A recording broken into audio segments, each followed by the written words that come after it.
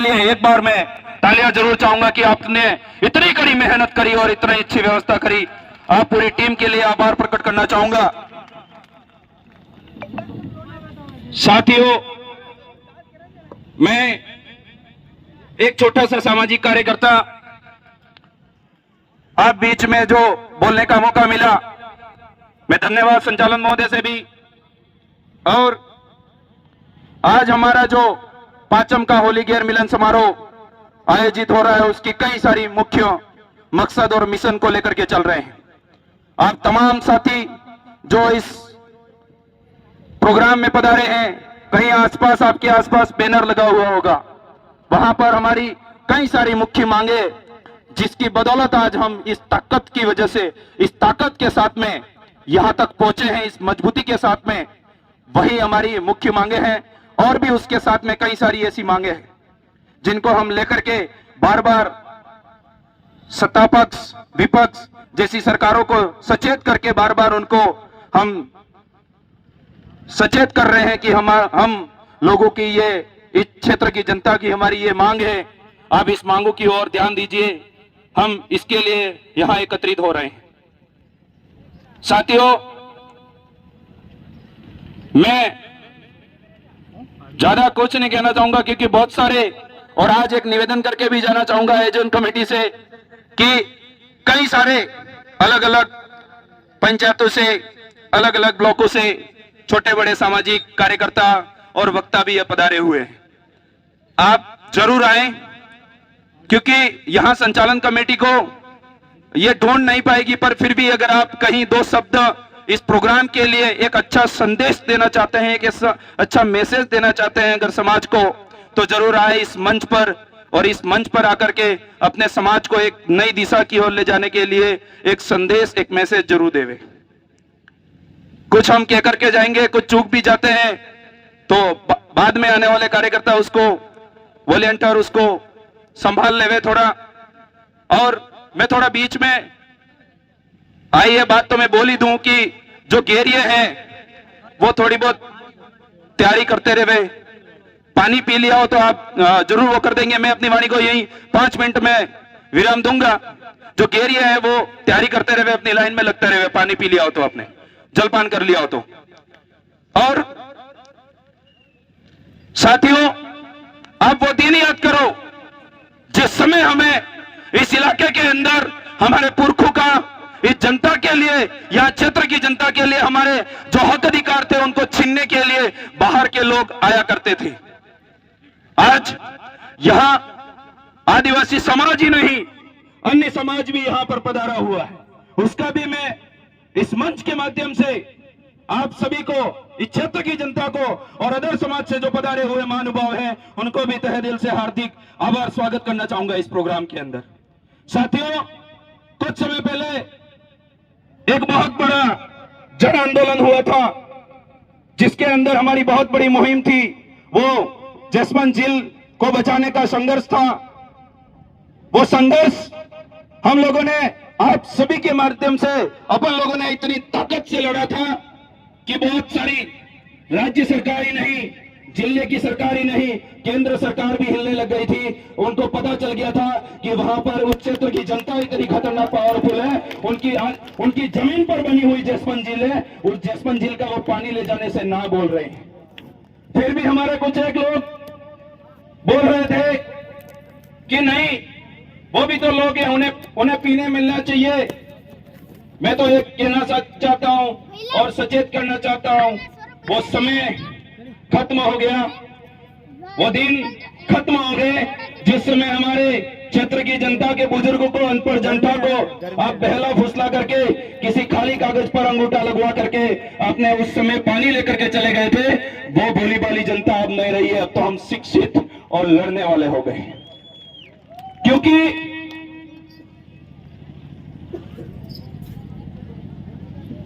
आज हमें इस क्षेत्र के अंदर, हर घर के अंदर जो युवा है वो पढ़ लिख कर कहीं न कहीं अपनी जानकारी को एकत्रित करना शुरू कर दिया है। उसने सही गलत की फर्क करना समझ लिया है उसने। इसी वजह से उस समय जो इतना बड़ा कारवां हुआ था, और कोई भी सरकारें हो, अदलो बदलो, वो सरकारें आकर के उनको कोई भी प्रतिनिधित्व कर रहा हो अपने क्षेत्र के अंदर, उनको वहां आना पड़ा, मजबूर होना पड़ा और वो काम हमारी इस ताकत की वजह से उनको रोकना पड़ा था और आज तक रुका हुआ है। आप अभी भी बोले नहीं रहे हैं, क्योंकि अभी तक तो हमने उसके अंदर जो हमारी मुख्य मांगे थी, कोई लोग कह रहे थे कि ये तो अभी 2020-21 से हो रहा है। आदिवासी परिवार का जब जन आंदोलन हो रहा था उस समय 2018-19 से इस मांग को उठाया था, जसपन का पानी किसी भी हालत में अब दोबारा वापस उदयपुर नहीं जाने देंगे। जाएगा तो उसी तर्ज पर जसमंत जिले के 50 किलोमीटर के रेडिएशन में अगर हमें पूरी तरीके से पानी पीने के लिए और सिंचाई के लिए अगर हमें उपलब्ध हो जाता है, फिर अगर पानी बचता है तो फिर हम बैठेंगे और तय करेंगे आपको देना है कि नहीं देना है। क्यों? क्योंकि ये लोग, ये नेता लोग ये चाहते हैं कि उनको उदयपुर में अभी जनसंख्या थोड़ी बढ़ रही है, उनको थोड़ा ज्यादा पानी चाहिए। इसलिए हमारे यहाँ ये देख लीजिए आप, ये खेत है, अगर इसके अंदर अच्छे से अगर पानी मिला होता तो शायद आज यहाँ पर हमें जगह नहीं मिलती, यहां हमारा प्रोग्राम होता। नानगा बनोड़ा की जो टीम पधार रही है उसका हार्दिक आभार स्वागत करना चाहूंगा, धन्यवाद आप पधारे।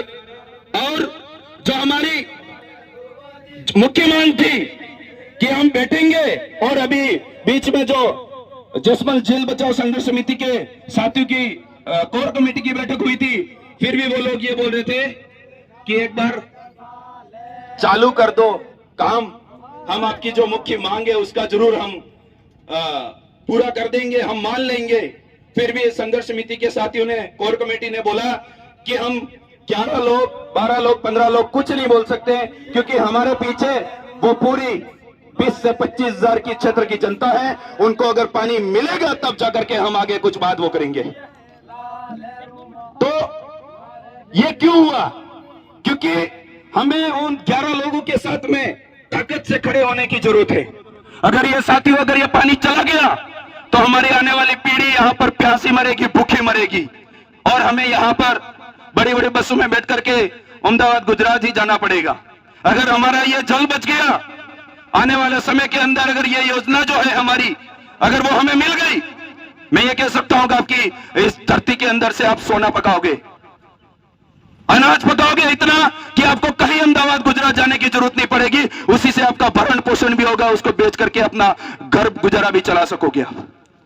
तो उस समय हमें, जब भी आप सेकंड बार कभी आह्वान हो, तो मैं आपसे यही कहना चाहूंगा, जो मेरे पिता तुल्य, दादा तुल्य जो बुजुर्ग गण बैठे हुए हैं, आप सभी बुजुर्गों से मैं यही कहना चाहूंगा कि आप हमें इशारा दीजिए।